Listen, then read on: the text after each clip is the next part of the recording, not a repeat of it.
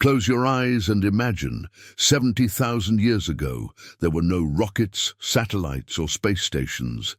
But something even more extraordinary happened. A small group of Homo sapiens looked out at the unknown horizon of East Africa and made a decision that would forever change Earth's destiny. They became history's first astronauts, not by flying to the stars, but by walking towards the impossible. What motivated them to leave everything they knew behind? How did they manage to conquer deadly glaciers, raging oceans, and merciless deserts using only chipped stones and animal skins?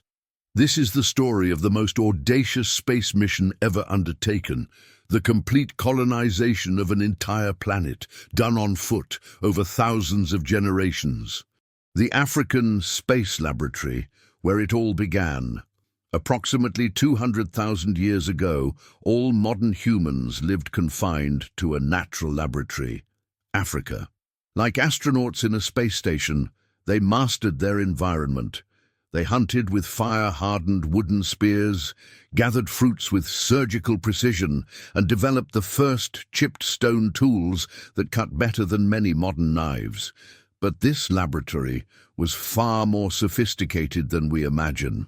Archaeological sites like Blombos Cave in South Africa reveal impressive evidence from 75,000 years ago. Perforated snail shells for necklaces, red ochre pigments mixed with chemical precision, and even history's first abstract drawings, crisscrossing lines etched onto ochre pieces that may represent humanity's first mathematical symbols. At Pinnacle Point, also in South Africa, archaeologists discovered that our ancestors were already collecting shellfish 164,000 years ago, developing lunar calendars to predict low tides and creating the first recipes. They cooked mollusks over controlled fires, seasoned them with specific herbs, and even created specialized tools to extract meat from complex shells. The African space station even had its own research and development labs.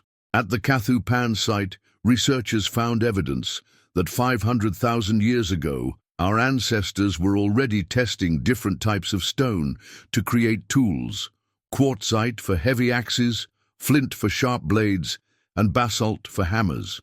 It was as if they had specialized engineering departments. The catastrophe that almost ended everything. But around 70,000 years ago, something dramatically changed. Genetic evidence shows that a catastrophe almost wiped out our species, possibly the eruption of the Toba volcano in Indonesia, which plunged the planet into a nuclear winter that lasted several years. Only a few thousand individuals remained, concentrated mainly in southern Africa. Imagine the situation: volcanic ash blocking the sun for months, global temperatures dropping 3 to 5 degrees Celsius, plants dying en masse, and large animals disappearing. It was literally a climate apocalypse.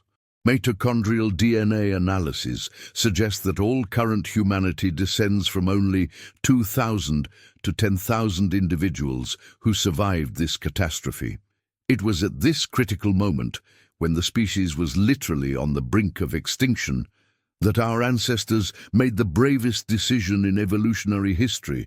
Instead of just trying to survive in devastated Africa, some groups decided to set out in search of new worlds. Imagine the scene.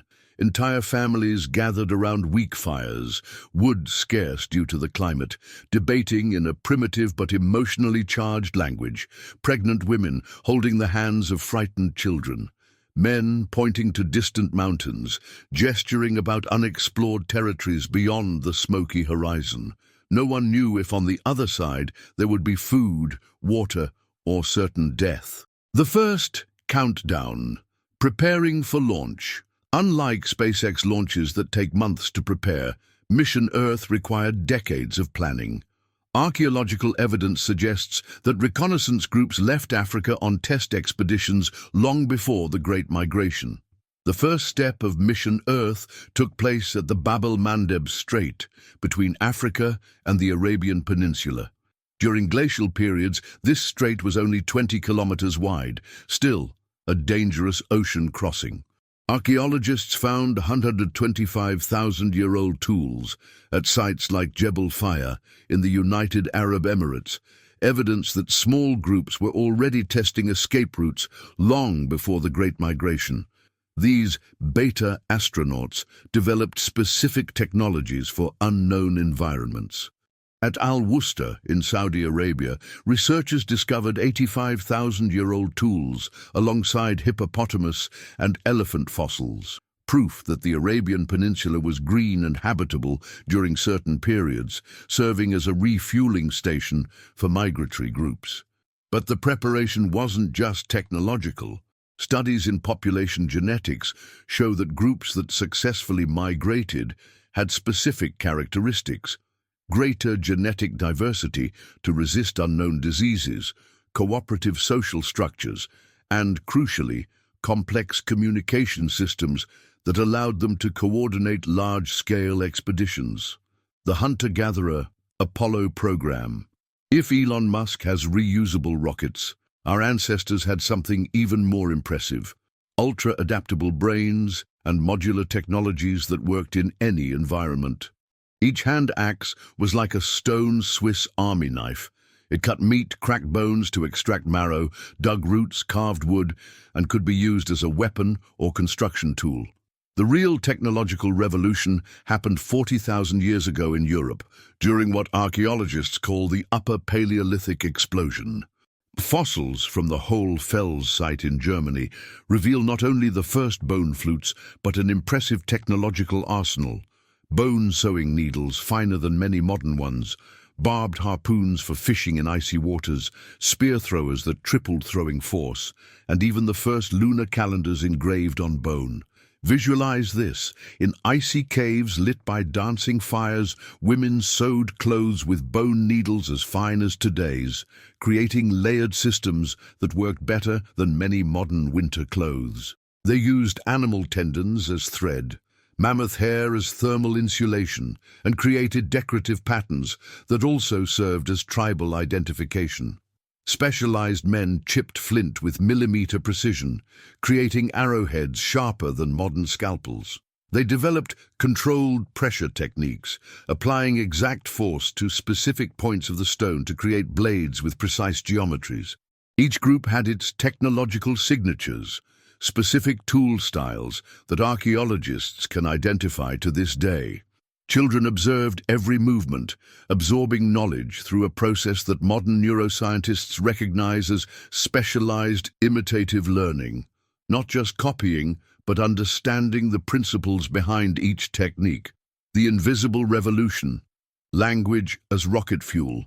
But the most revolutionary technology was invisible: complex language. Research in evolutionary genetics suggests that the mutation in the FOXP2 gene, crucial for articulate speech, became fixed in our species precisely during the period of great migrations. They didn't have WhatsApp, but they developed communication systems that allowed them to coordinate expeditions of hundreds of people across continents. Modern linguistic evidence suggests that our ancestors developed vocabularies of 10,000 to 15,000 words, comparable to the active vocabulary of a modern adult. But more importantly, they created complex grammatical systems that allowed them to talk about future events, distant places, and abstract concepts like 3 days' walk in the direction of the sunrise. Sites like Grotte du Renne in France preserve evidence of 42,000-year-old symbolic systems, colored beads arranged in specific patterns that may represent the first counting systems or even coded seasonal calendars. Each color had meaning: red for hunting periods, yellow for plant gathering, blue for rituals. Ancient DNA analyses reveal something fascinating. Populations that successfully migrated had greater diversity in genes related to hearing and vocal production. This suggests that the capacity for complex communication was literally selected by the evolutionary pressure of migrations. Groups that communicated better survived more. The first leap to another planet, the crossing to Australia. 65,000 years ago, our ancestors faced their first space jump, crossing the ocean between Asia and Australia. Even with sea levels 60 meters lower than today, there was still a water channel of at least 90 kilometers, the equivalent of traveling from a coastal city like Dover to Calais in primitive vessels, facing ocean currents, tropical storms, and marine predators. Archaeologists have found undeniable evidence at Mungo Lake, Australia, 42,000-year-old human bones, stone tools adapted to arid environments, and even rock paintings that depict sea crossings, human figures in boats, navigating between islands, represented by concentric circles. This means they mastered advanced astronomical navigation. They used constellations like GPS. The Southern Cross was visible and constant in the Southern Hemisphere, read ocean currents like nautical charts, interpreted cloud patterns to find islands, and built vessels capable of transporting entire families with supplies for weeks. Ethnographic research with traditional Pacific navigators reveals techniques likely used 65,000 years ago, sensing wave changes caused by distant islands, observing flight patterns of seabirds, using changes in water color to detect reefs and currents. It was a navigation system as sophisticated as modern instruments. Imagine the courage required. Women with infants in their arms, elders who held decades of astronomical knowledge, young warriors responsible for defense against sharks and storms, all embarking on bamboo rafts tied with plant fibers, paddling towards a horizon that could be the promised land or a watery grave. But they didn't just cross, they colonized. In less than 10,000 years, humans spread throughout Australia, adapting to deserts that make the Sahara look hospitable, dense tropical forests, and wild coasts battered by regular cyclones. The space race to the Americas. In North America, 15,000 years ago, something even more spectacular happened. During the last ice age, a 1,600-kilometer land bridge connected Siberia and Alaska, Beringia. But our ancestors didn't just walk across an icy plain. They crossed a continent of ice that made Antarctica seem tropical. Archaeological evidence from sites like Bluefish Caves in Canada shows that the first Americans brought revolutionary technologies. Domesticated dogs trained for hunting and protection, Clovis point technology with perfect fits into wooden shafts, multi-layered hide clothing with ventilation systems, and megafauna hunting knowledge that allowed them to take down 8-ton mastodons. Clovis points are engineering masterpieces. Each took 2 to 3 hours for a specialist to make, had geometry calculated for maximum penetration, and a perfect fit that allowed removal and reuse. Microscopic analyses revealed that a single Clovis point could be reused in 15-20 different hunts, but most impressive was the speed of colonization. Genetic and archaeological evidence shows that in less than 2,000 years, a blink of an eye in evolutionary terms, humans spread from Alaska to Patagonia, covering more than 15,000 kilometers through completely different environments. Arctic tundras, temperate forests, deserts, mountains 4,000 meters high, and windy grasslands. Each region required specific adaptations. At Monteverde in Chile, archaeologists found 4,500-year-old evidence of groups who mastered aquatic technologies, specialized harpoons for river fishing, bone fish hooks with specific shapes for different species, trap fishing systems that caught fish without constant human effort, and techniques for processing toxic plants, like bitter cassava, that required sophisticated chemical knowledge. Adaptation labs. Each continent as a different planet. What truly made our ancestors perfect astronauts was not physical strength, but collective intelligence and extreme adaptability. Studies in cognitive anthropology show that hunter-gatherer groups developed knowledge equivalent to entire encyclopedias, mental mapping of territories thousands of square kilometers in size, seasonal calendars that tracked the migration of dozens of animal species, natural pharmacology with hundreds of medicinal plants catalogued by specific properties. Each new continent was like an alien planet with completely different rules. In Siberia, 30,000 years ago, our ancestors faced temperatures of 50 degrees colder than Mars during the Martian winter. They developed thermally sophisticated clothing. Analyses of preserved fibers show up to 7 different layers, semi-subterranean dwellings that functioned like igloos heated by burning animal fat, and coordinated hunting techniques that allowed them to take down 6-ton mammoths using only spears and traps. Fossils from the Malta site in Russia reveal 24,000-year-old portable art. Female figurines carved from mammoth ivory with precise anatomical details, bracelets decorated with complex geometric patterns, and even possible topographical maps engraved on stone. They were not just survivors, they were artists, mathematicians, culture creators in the midst of an ice age. In the Amazon, 11,000 years ago, the extreme opposite happened. Archaeologists discovered evidence at Monte Alegre of groups who mastered unique tropical technologies, specialized harpoons for river fish, bone fish hooks with specific shapes for different species, trap fishing systems that caught fish without constant human effort, and techniques for processing toxic plants, like bitter cassava, that required sophisticated chemical knowledge. Amazonian rock paintings from 11,500 years ago show detailed knowledge of biodiversity, precise representations of over 50 animal species, some with anatomical details only rediscovered by modern zoology in the 20th century. The primitive neural network, cooperation as technology. In caves like Lascaux and Altamira, 17,000-year-old paintings reveal sophisticated visual communication systems, hunting maps with detailed topography, lunar calendars that tracked 29, 5-day cycles with astronomical precision, and even abstract representations that may be the first attempts at written language. Symbols appearing in caves hundreds of kilometers apart, suggesting standardized communication systems. Recent research in evolutionary neuroscience suggests that the human brain tripled in size over the last 2 million years, precisely to process complex social information. Each group member functioned as a processor in a primitive neural network, sharing memories, strategies, intuitions, and specialized knowledge that ensured collective survival. Visualize this.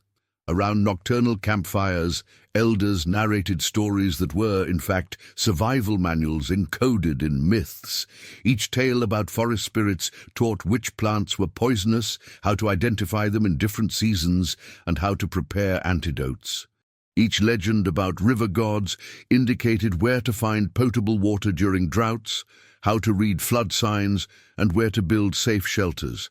These oral libraries were incredibly accurate.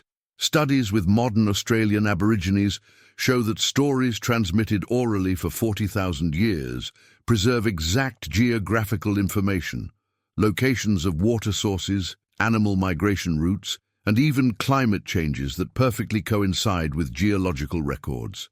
Paleolithic social security. If rockets use liquid fuel, the Paleolithic SpaceX used something even more powerful: altruistic cooperation and cultural transmission. Studies in evolutionary psychology show that humans developed unique capacities for self-sacrifice for the good of the group, something non-existent in other primates on such a scale. 100,000-year-old burials in Kafze, Israel, show bodies placed in fetal positions with flowers, stone tools, and even food. This reveals not only elaborate funerary rituals, but a social system that cared for orphans, elders, and the disabled, a primitive social security that ensured crucial knowledge was not lost with the death of specialized individuals.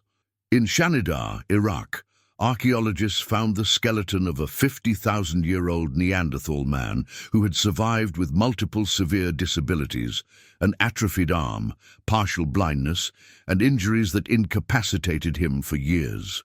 To survive to old age, by the standards of the time, he needed to be fed and protected by the group, evidence that systems of collective care existed long before agriculture.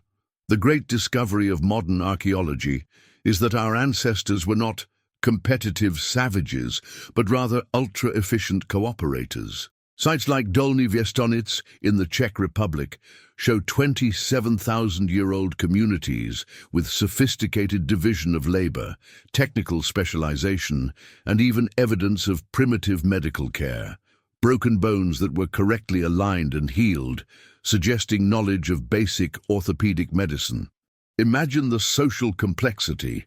Women specialized in pottery, the first in the world, made 29,000 years ago. Men dedicated to flint work with specific techniques for different types of tools. Young people specialized in hunting different types of animals. Children learning through guided imitation, and elders functioning as living libraries who held decades of accumulated experience about weather patterns, animal behavior, and resource locations. Mission accomplished. Earth conquered. Around 10,000 years ago, Mission Earth was officially completed. Humans occupied all habitable continents, from the Arctic Circle with technologies that allowed survival in 6-month dark winters, to Patagonia, adapted to constant 100 km/h winds. From the most remote Pacific islands, some discovered only by precision astronomical navigation impossible without instruments, to the Siberian tundras, with temperatures that defy human survival even with modern technology.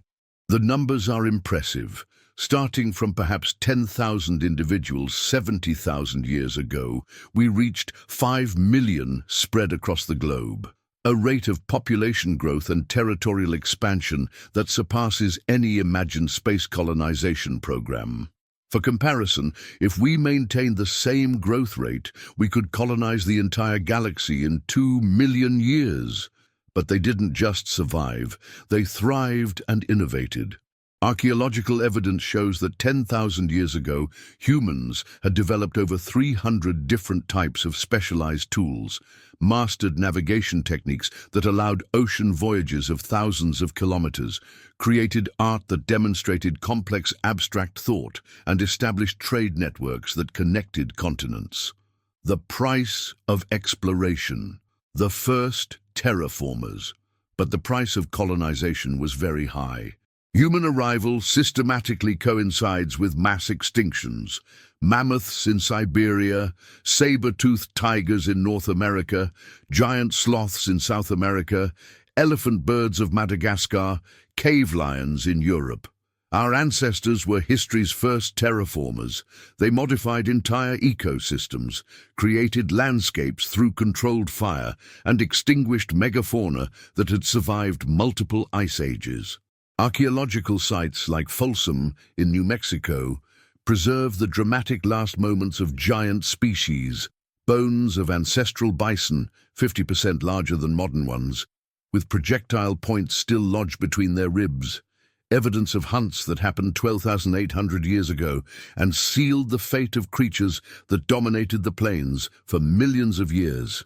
In Australia, the situation was even more dramatic.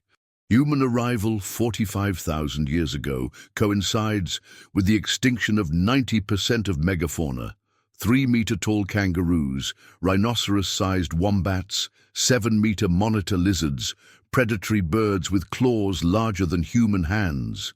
Evidence suggests that humans not only hunted these creatures, but modified entire ecosystems through controlled burning that transformed forests into savannas.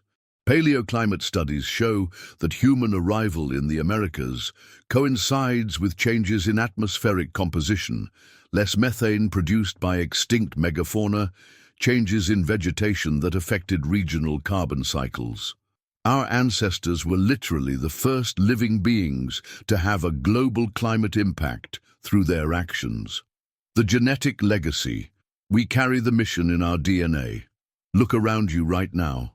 You are reading this on a device connected to a global network, perhaps planning a plane trip or dreaming of vacations in distant places. Every urge to explore, every curiosity about the unknown, every desire to see what's on the other side of the mountain is a direct echo of those first Paleolithic astronauts. Modern neuroscience proves our brains still operate with hunter-gatherer software optimized for those ancestral migrations. The dopamine we feel when discovering new places is the same reward system that motivated our ancestors to explore unknown territories. Anxiety in unfamiliar environments replicates the alert systems that kept them alive in dangerous savannas. The need to form groups and belong to tribes echoes the cooperation systems that allowed collective survival. Modern genetic analyses reveal that we literally carry the marks of that epic journey. Different populations have specific adaptations to the environments their ancestors colonized. Tibetans, with genes that process oxygen at extreme altitudes. Inuit, with metabolisms adapted to fat-rich diets. Australian Aborigines, with enhanced visual capabilities for desert navigation. But we all share genes that make us unique among primates. The ability to run long distances, essential for migrations. The ability to process complex social information, crucial for group coordination, and compulsive curiosity about new environments, the engine of explorations. The next frontier, from Mars to exoplanets. Elon Musk wants to colonize Mars with Falcon-heavy rockets and pressurized domes. Jeff Bezos dreams of space colonies in artificial rotation. NASA plans permanent lunar bases. But our ancestors proved something fundamental. We don't need alien technology to conquer new worlds. We just need what is most human in us: insatiable curiosity, altruistic cooperation, and an absurd stubbornness to never accept that something is impossible. The skills that allowed our ancestors to colonize Earth: extreme adaptability, creative problem-solving, cooperation in small groups, efficient cultural transmission, are precisely those we will need to colonize space. The difference is that now we have technology to amplify these natural capacities. When the first humans step on Mars, they will be repeating exactly the same process that happened when our ancestors crossed Beringia or sailed to Australia. A small group of brave explorers leaving a familiar world to colonize a completely alien environment, relying only on intelligence, cooperation, and tools they created themselves. Conclusion: honoring the first astronauts. The next time you feel like traveling, exploring, or discovering something new, remember, you're not just being a casual tourist. You are honoring the most epic mission ever undertaken in the history of life: the conquest of an entire planet by a species that refused to accept limits, that transformed curiosity into courage and cooperation into an evolutionary superpower. Our ancestors proved that there is no insurmountable frontier when we combine human intelligence, genuine cooperation, and absolute determination. They colonized Earth using only bare feet, chipped stones, and brains that refused to give up. We can colonize the universe. The journey that began 70,000 years ago with a handful of survivors looking out at the African horizon has not ended. Every time a human being looks at the stars and wonders what's up there, the mission continues. We are all descendants of Earth's first astronauts, and the next great exploration is just beginning. If this journey through prehistory made you see our ancestors with new eyes and rethink what it truly means to be human, leave a like and subscribe to the channel. After all, we are all descendants of Earth's first astronauts, and we still have entire galaxies to explore.